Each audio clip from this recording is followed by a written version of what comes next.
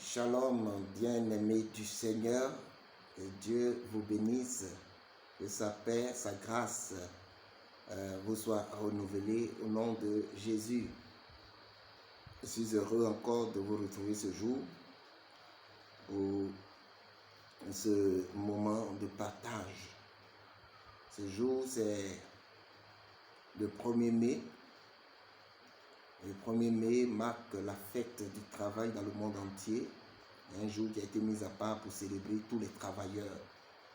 Donc nous voulons profiter de cette occasion pour souhaiter bonne fête de travail à tous les travailleurs du monde entier et particulièrement à tous les serviteurs de Dieu. Parce que nous croyons que servir Dieu est un travail même honorable. Je dirais que servir Dieu, c'est le plus grand travail. Parce que nous travaillons sur l'homme. Et le travail que nous faisons est tellement important, mais très souvent, il est méprisé. Très souvent, on accuse les serviteurs de Dieu de ne pas travailler. Au lieu d'aller chercher du travail, ils ne font que parler. Mais c'est à tort ou c'est par ignorance que ces personnes disent ces choses. C'est pourquoi ce matin, je voudrais développer un thème pour montrer l'importance du travail de l'homme de Dieu. L'importance du travail de l'homme de Dieu. Pour que ces personnes qui pensent que nous n'avons rien à faire puissent savoir le rôle ô combien important nous jouons dans la vie des personnes, des familles et même de nos nations, pour que leurs pensées puissent changer à notre égard. Parce que nous croyons que nous faisons un travail colossal, un travail très important. Et c'est grâce à nous qu'il y a souvent la stabilité dans nos pays. C'est grâce à nous que les familles se portent bien. C'est grâce à nous que des individus se portent bien. Gloire à Dieu. Donc je voudrais, homme de Dieu, apôtre, docteur, pasteur, évangéliste, prophète, à quelque niveau que vous soyez, je voudrais ce matin bénir le nom du Seigneur pour vos vies et bénir le Seigneur pour tout le travail que vous faites. Parce que vous faites un bon travail. Nous le reconnaissons et le Seigneur le reconnaît.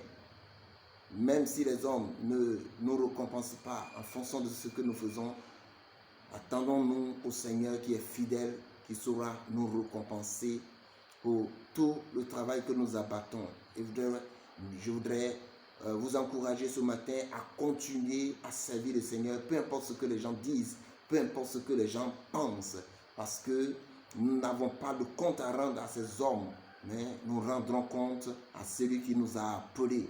Alors faisons le travail que Dieu nous a confié et faisons le bien pour qu'à la fin nous soyons récompensés. Mais nous sommes convaincus que nous ne quitterons pas cette terre sans que le Seigneur nous récompense. Parce qu'il dit l'ouvrier mérite son salaire. Alléluia. Que Dieu donc vous bénisse. Alors le thème que je voudrais développer ce matin, c'est l'importance du travail de l'homme de Dieu. L'importance du travail de l'homme de Dieu. Parce que ce que l'homme de Dieu fait, c'est un travail. Il doit être valorisé, il doit être reconnu, il doit être encouragé, il doit être soutenu. Alléluia. Donc, chers fidèles, sachez que le travail que votre pasteur, votre dirigeant, votre père spirituel fait est un travail et qu'il a besoin de votre soutien. Il a besoin de votre soutien. La Bible dit qu'un homme ne peut servir deux maîtres, ne peut servir Dieu et Mammon. Vous dites aux hommes de Dieu d'aller travailler. Si l'homme de Dieu va travailler, il sera partagé entre l'œuvre de Dieu et l'intérêt ou le profit que lui rapporte le travail. Il ne sera pas efficace. C'est vrai, il y a des hommes que Dieu a appelés qui travaillent. Mais sachez que tout le monde n'est pas appelé à travailler et à servir Dieu. Il y a des gens que Dieu appelle en plein temps, qui vivent, n'est-ce pas, du travail que Dieu leur a donné. Donc vous devez les soutenir, vous devez les encourager. Ce n'est pas vous de leur dire d'aller travailler. Ce n'est pas vous qui les avez appelés, c'est Dieu qui les a appelés. Et même si vous ne les soutenez pas, Dieu les soutiendra. Dieu a toujours soutenu ses serviteurs. Dieu n'a jamais abandonné ses serviteurs. C'est un privilège même de soutenir un serviteur. C'est un privilège de donner les moyens à un serviteur de Dieu pour accomplir sa mission. C'est un honneur. C'est un honneur parce que tout ce que vous faites pour un homme de Dieu, vous le faites à Jésus comme il a dit. Celui qui donne un verre d'eau au plus petit de ses serviteurs, le fait à moi et il ne perdra pas sa récompense. Donc c'est un honneur de soutenir même un homme de Dieu. Donc je voudrais, au travers de ce message, vous encourager à soutenir vos serviteurs, à soutenir vos pasteurs, à leur donner les moyens pour qu'ils puissent véritablement accomplir les différentes missions. Dieu vous bénisse. Amen. Nous allons prier par rapport à ce message et demander que Dieu nous parle. Seigneur, nous te bénissons ce matin et nous te rendons grâce pour cette opportunité que tu nous donnes encore d'écouter ta parole. Parle-nous, Seigneur, ce matin. Enseigne-nous tes voies. Au nom de Jésus, que tout esprit de raisonnement soit brisé, soit ôté de nos esprits afin que nous comprenions, Seigneur, ta pensée au nom de Jésus.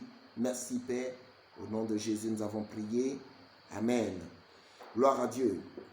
Gloire à Dieu. Je voudrais qu'on lise un texte pour développer ce thème que je voudrais aborder avec vous ce matin. Dans le livre de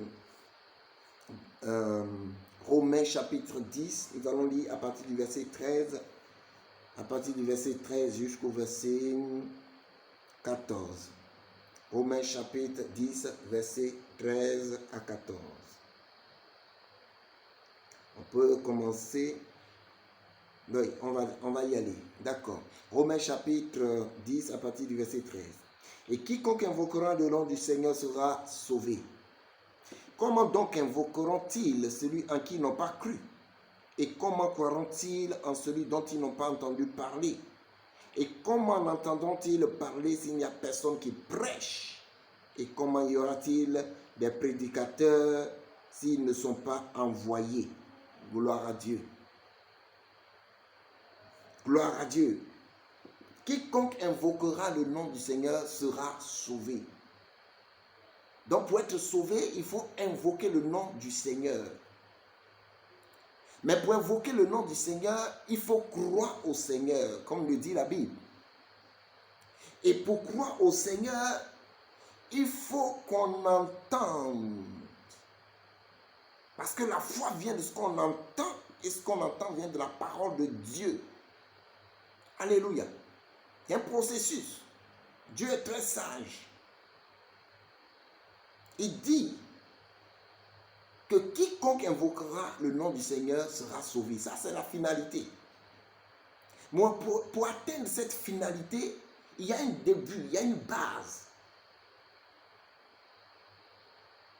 Quiconque invoquera le nom du Seigneur sera sauvé.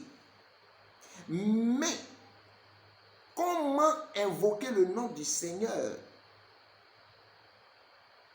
Pour invoquer le nom du Seigneur, il faut croire. Pour croire, il faut qu'on entende. Pour entendre, il faut que quelqu'un parle, il faut qu'on prêche. Alléluia. Donc c'est grâce au prédicateur qu'on parvient au salut, qu'on parvient à la délivrance, qu'on parvient à la transformation. C'est la prédication de la parole. La foi vient de ce qu'on entend. Mais ce qu'on entend vient de la parole de Dieu. Mais la parole de Dieu doit être prêchée. Et qui sont ceux-là que Dieu a établis pour prêcher? Ce sont ses serviteurs. Ce sont les serviteurs qui sont les prédicateurs de la parole de Dieu. Donc c'est par la prédication qu'on parvient au salut. Alléluia. S'il n'y a pas de prédicateur, il n'y aura pas de salut. S'il n'y a pas de prédicateur, il n'y aura pas de foi. S'il n'y a pas de prédicateur, il n'y aura pas de croyance. Alléluia.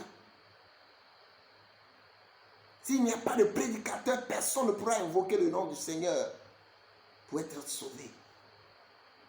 Donc ce sont les prédicateurs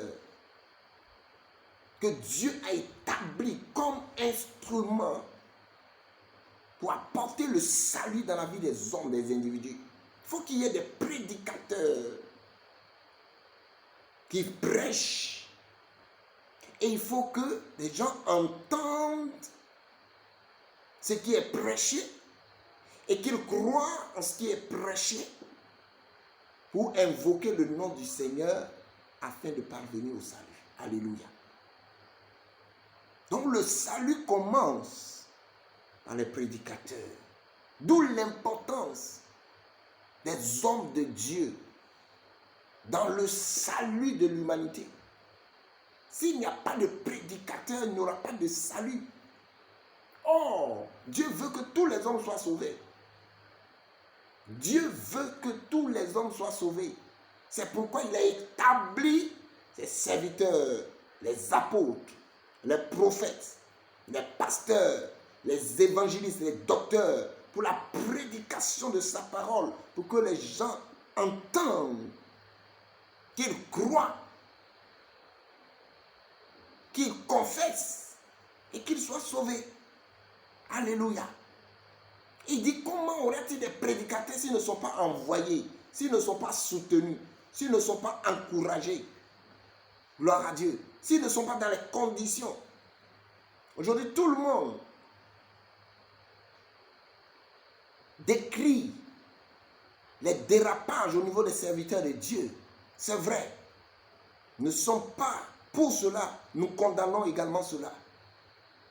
Mais qu'est-ce qui amène les serviteurs de Dieu à déraper? Est-ce qu'ils sont dans les conditions pour prêcher la parole? Est-ce qu'ils sont soutenus? On a des fidèles qui veulent voir le pasteur malheureux. Quand le pasteur est béni, les fidèles ne sont pas contents. Je ne parle pas de tous les fidèles. Il y a d'autres qui sont véritablement de très bons fidèles, qui pensent au bien-être de leur pasteur, qui mettent les moyens à la disposition de leur pasteur pour pouvoir accomplir l'œuvre, que Dieu bénisse tous ses fidèles et que ces fidèles puissent continuer dans cette voie. Mais par contre, il y en a d'autres qui ne veulent pas le bien-être de leur pasteur, qui ne veulent pas le bien-être de leur pasteur. Quand le pasteur a une voiture, c'est un tollé. Mais quand un ministre a une voiture, c'est normal. Or, le pasteur, c'est un ministre de Dieu. Il doit être dans les conditions pour bien servir, pour mieux servir. Gloire à Dieu. Le pasteur joue un rôle très important dans la vie des hommes, dans le salut des hommes. Or, il faut que les hommes soient sauvés pour qu'ils soient de bons citoyens. Gloire à Dieu.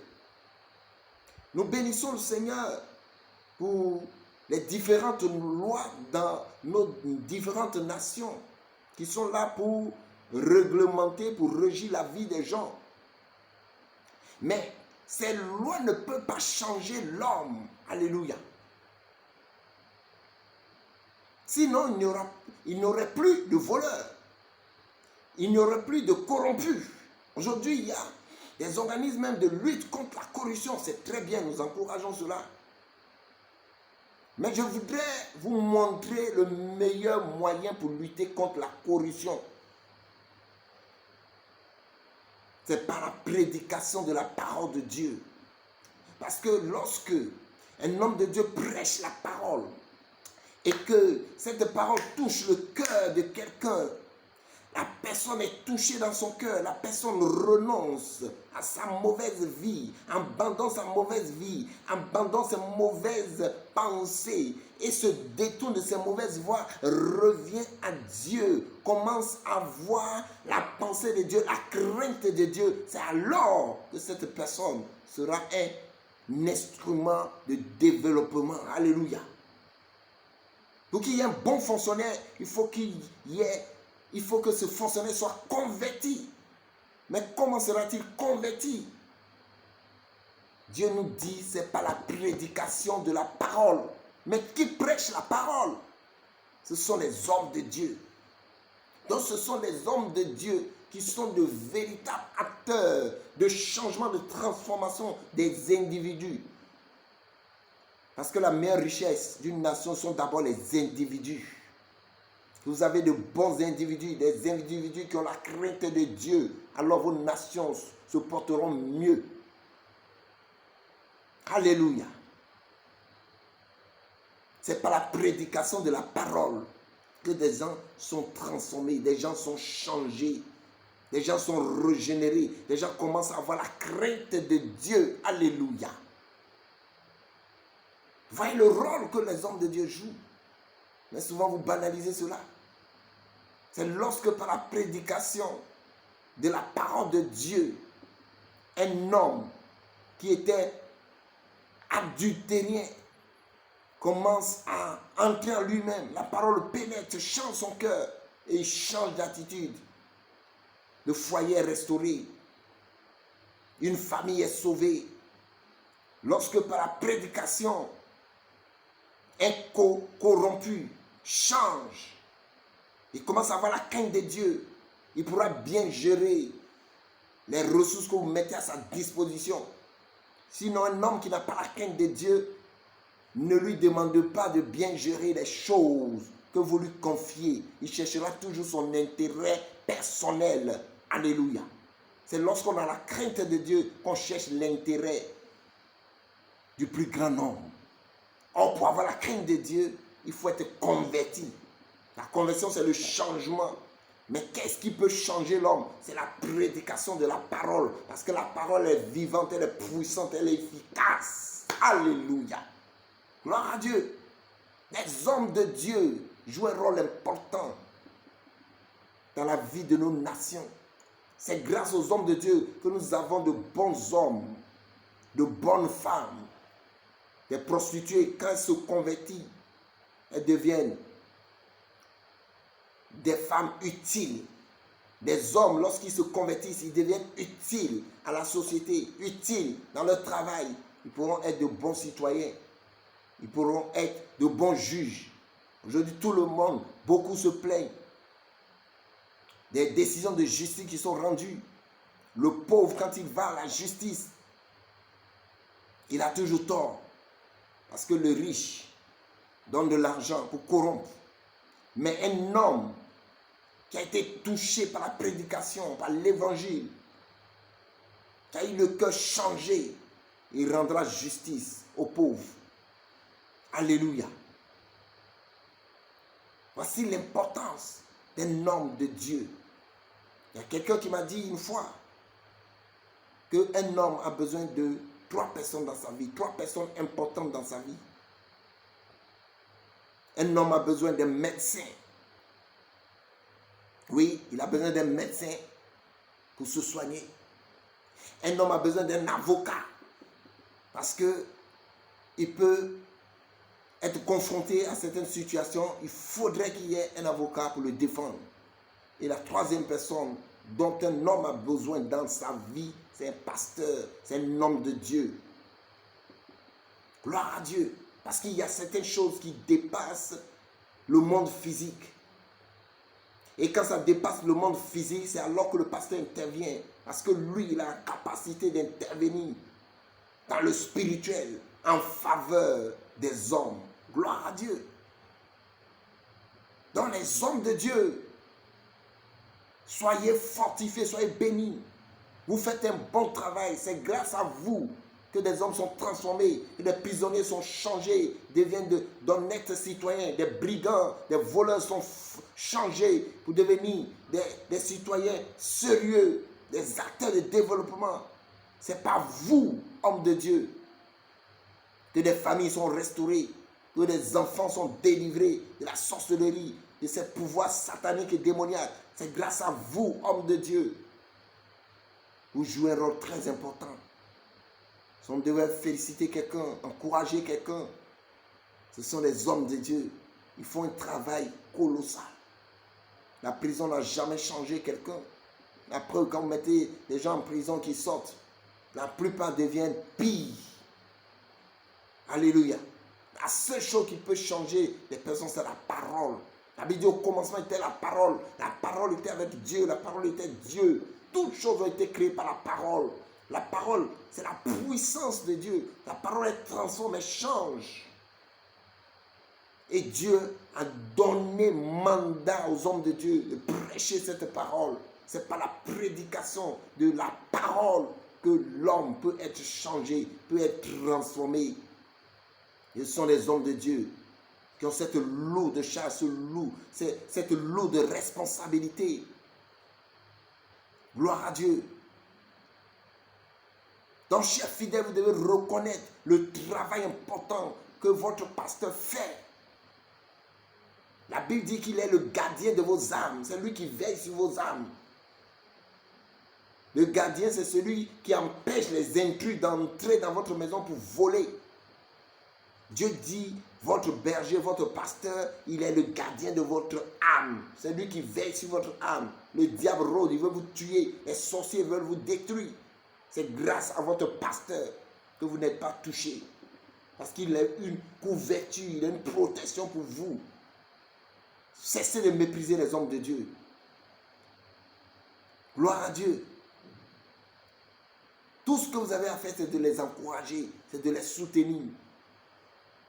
Et ne soyez pas jaloux de vos pasteurs lorsqu'ils sont bénis. C'est normal qu'un homme de Dieu ait une maison, une belle maison. C'est un ministre de Dieu. C'est normal qu'un homme de Dieu ait une belle voiture. C'est normal. C'est normal. C'est un ministre de Dieu. Un ministre, il a des avantages. Gloire à Dieu. Donc, homme de Dieu, ne soyez pas frustrés, ne soyez pas découragés par tout ce que vous entendez. Le mépris que les hommes ont vis-à-vis de vous. Vous servez un grand Dieu, vous faites un bon travail. C'est grâce à vous qu'il y a moins de voleurs. C'est grâce à vous qu'il y a moins de prostituées. C'est grâce à vous qu'il y a moins de corrompus. C'est grâce à vous, hommes de Dieu, que des familles sont restaurées. Il y a moins de divorces. C'est grâce à vous. Vous donnez des conseils aux couples. Vous les encouragez. Vous exhortez ceux-là qui vivent dans la fornication à régulariser leur situation. Vous priez jour et nuit. Non seulement pour les individus, mais pour les nations. C'est grâce aux pasteurs que nos nations se portent mieux. Alléluia. Parce que le diable, son rôle, c'est de détruire. Mais Dieu, au travers de ses serviteurs, protège. Nous prions jour et nuit pour nos nations, pour que les œuvres des ténèbres soient anéanties. Gloire à Dieu. Je voudrais vous encourager, hommes de Dieu, ce jour. Au travers de ces quelques paroles, voici le travail que vous faites. C'est grâce à vous que les hommes viennent au salut. C'est grâce à vous que les hommes sont transformés. C'est grâce à vous, votre prédication, que les hommes sont changés. Donc vous êtes des acteurs de développement. L'Église, c'est la plus grande usine qui produit des hommes, des citoyens honnêtes. Gloire à Dieu. Vous voulez avoir des hommes honnêtes, adressez-vous à l'Église. C'est vrai, il y a beaucoup de désordre, mais je parle. Les véritables hommes de Dieu, les véritables hommes de Dieu, il y en a. Donc il ne faudrait pas qu'à cause de ces quelques brebis galeuses, vous jetez le discrédit sur tous les hommes de Dieu qui font un travail honorable. Gloire à Dieu. Et je voudrais vous exhorter, vous fidèles, à continuer à soutenir vos pasteurs, à les encourager, à les mettre dans les conditions. Le pasteur doit être dans les conditions pour mieux servir le Seigneur. Si aujourd'hui il y a eu beaucoup de pasteurs qui ont bien commencé, mais qui sont en train de rentrer dans la compromission, c'est parce que quelque part, ils ne sont pas soutenus, ils ne sont pas encouragés. Ne soyez pas des hommes et des fidèles qui allaient pousser votre pasteur dans la compromission. Non. Mais soutenez-le. Donnez-lui les moyens d'accomplir cette grande œuvre. Il est le gardien de vos âmes. Il prie pour vous. Il veille sur vos âmes. Il vous enseigne. Il vous conduit dans la vérité, dans la droiture. Il vous donne des conseils qui vous sauvent. Gloire à Dieu. Gloire à Dieu. Que Dieu nous bénisse et qu'il nous fortifie. Je voudrais, en ce 1er mai, par ces quelques paroles, encourager tous les hommes de Dieu. Les féliciter pour tout le travail qu'ils font. Et prier le Seigneur qu'il pourvoie leurs besoins, qu'il les mette dans les conditions. Dans le verset que nous venons de lire, on dit qu'il faut que les hommes de Dieu soient envoyés. Et on envoie un homme de Dieu avec les moyens. Sans les moyens, il ne peut pas accomplir l'œuvre de Dieu. Que Dieu pourvoie tous vos besoins et qu'il suscite de véritables enfants pour vous soutenir, de véritables fidèles pour vous donner les moyens d'accomplir votre mission. Mais sachez que le travail que vous faites est un travail honorable. Donc, bonne fête de travail à vous et continuez à servir le Seigneur malgré tout, car le Seigneur est avec vous. Dieu vous bénisse, que sa paix et sa grâce reposent sur vous. Shalom.